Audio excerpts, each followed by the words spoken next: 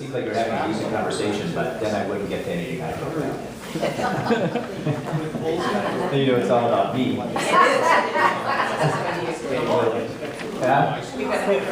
Yeah, I switched the drawing for you. All right, so we're going to hear some examples of what are important pieces from the metaphysical framework out from which our tradition emerges, right? It doesn't stay, the nice thing to remember, it doesn't stay into that metaphysical framework, but it emerges in that metaphysical framework. And then it carries on into ours as well. And the historical context. It doesn't stay in that historical context either. It moves around. It moves around the world into different cultures, right? So liberation theology would be birthed in Central and South America as the historical context changed and gospel found its way there. It's just a dynamic, think about it, it's a very dynamic thing. So let's start with the metaphysical, and then and let's hear if we just get a couple of examples. Dick? Metaphysical, Jesus was the Son of God. So the Son of God as in, what does that mean for you? You mean like literally, God, a God. Is that what you're saying? Well, we're talking about metaphysical things that are debatable by a lot of people. Right. So the Son of God helps Dick, maybe elevates the notion of who Jesus is for Dick and lets him live in that world, this powerful world. Okay, what's another one? Yeah. I said our Father, because those two words are important to me. Our is more of a collective. It's a common Father, and I was sharing that, you know, I had a wonderful father and was completely demented as he is at this point in his life. He still represents and still oozes that type of father that I imagine the God to be. And that's what I hold to, and I think that's great. And one of the reasons I want to accentuate this is because these little green squiggly lines are that your own historical context of your father, your own current worldview is oftentimes reflected or supported in your metaphysical worldview, and those two work very well for you together, right? So you don't just think about your own father in that context, you think about he participates in this kind of metaphysical reality as well. Well, and also I was saying it might be more difficult for folks who didn't have that kind of father, perhaps, or didn't have a father at all. Right.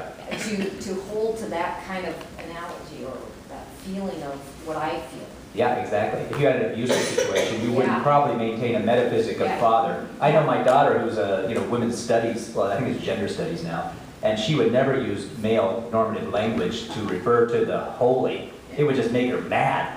And so she couldn't ever have a metaphysic that had a male thing connected to it. So that's a perfect example of it. What's another, Bruce? Resurrection. Resurrection. And to slide it over to historical context, maybe not resurrection to heaven, but resurrection horizontally into all of us. Ah, that's nice. Into us, so a resurrection into us. So this sort of metaphysical reality becomes, Jesus is now in Bruce. Cayetana, is that her name in the choir? Cayetana.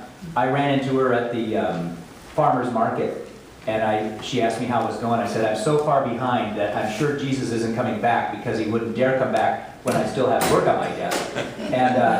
And she pointed to my heart and she goes, he's back. Right? So Cayetana would totally resonate with the Christ is always resurrecting within who you are becoming. That's a beautiful one. And that's linking a metaphysical reality, which is outside of the world as we see it, into something very tangible here and there. Let's do one more. Oh, yeah. Well, ours was very similar to what Bruce said. Yeah. And that is that Jesus is alive today, and that hopefully Jesus lives in us and around us, but more importantly in us. And through that, because he loved everyone, including and possibly especially the downtrodden, the poor, that we too, through the Christ in us, will love the poor and the, shall we say, underserved and those who are not accepted by the larger society.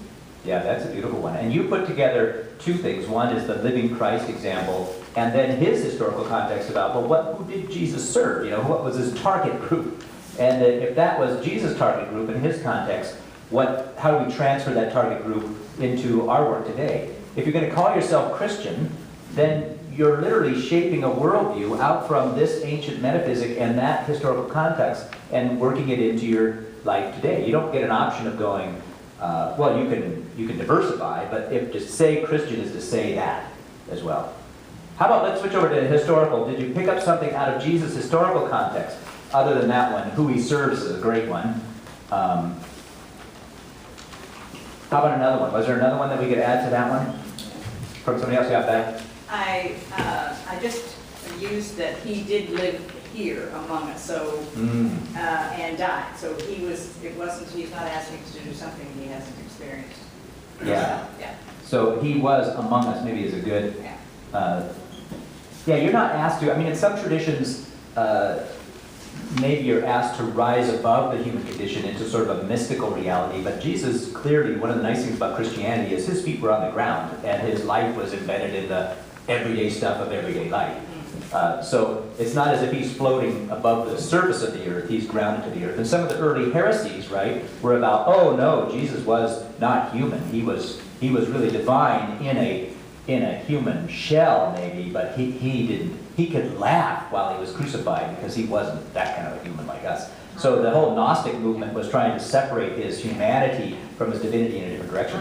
This is a great one to think about, that he's got his feet on the ground. And on the mystical side, really is the same thing, is that he did what Susan just said, that when he was with us, he actually gave preferential treatment to, and he sought out the unclean, the underserved. Yeah, who does he prefer? Yep. Yeah. It seems to me, it's funny that, well, and it's hard to do in the suburbs, but Christian, if you ask the question, who should be in church, who should be a part of the holy community on a Sunday morning? And then you look at who's in church on a Sunday morning, and you think, would we miss something here? Or maybe church happens outside the walls on Sunday morning, and we think in terms of who's my neighbor, the next layer. But you would think that our experience of community should have such a diversity of people that reflects this historical context more fully. And in some ways we talk about it, right? So we say, well, we're supporting the people in Japan, so we see ourselves bound to them and their destiny. We do things like that. But I think this should be a challenge for us to keep thinking like that. How about one more from this side of the room, since I don't want to favor that side of the room. Any historical one that jumped up for you? He was a 1960s man. Yeah, there you go. Challenging authority. Yeah, he was a 60s kind of character, clearly. On many different levels, both theologically and culturally, politically, economically. You look at Jesus, you probably wouldn't want to, if you were his friend, you would have a rough ride, because he was always pushing the edges all the time.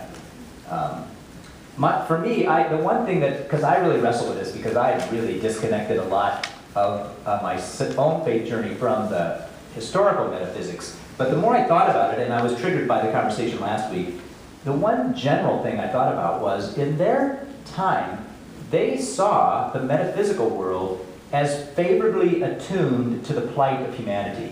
That when the Christ child is born, the heavens sing. And when Jesus is baptized, a dove descends from heaven. They had the sense that this mystery, whatever it is, it seems to participate with the emerging longing of the human soul.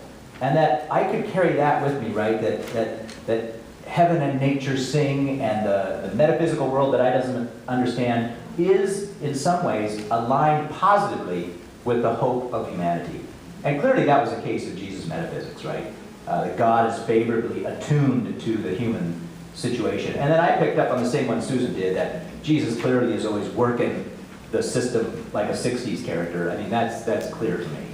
Well, it sounds like what you just described in the metaphysical is karma.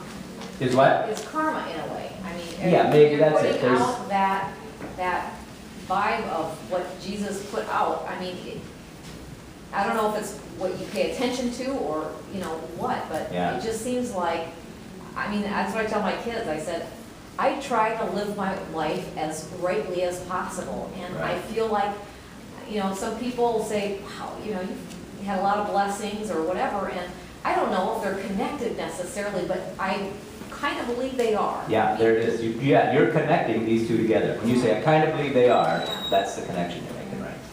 So I think it's just helpful, and I wanted to not, since we brought it up last week, and I was pretty strong with you about disconnecting from the metaphysic, I thought, well, wait a minute, there is a way in which we do connect to it, and I want to make sure that we at least explore that a little bit before we move on. Does that make sense? Any thoughts, reflections before I shift to our text for today? Good.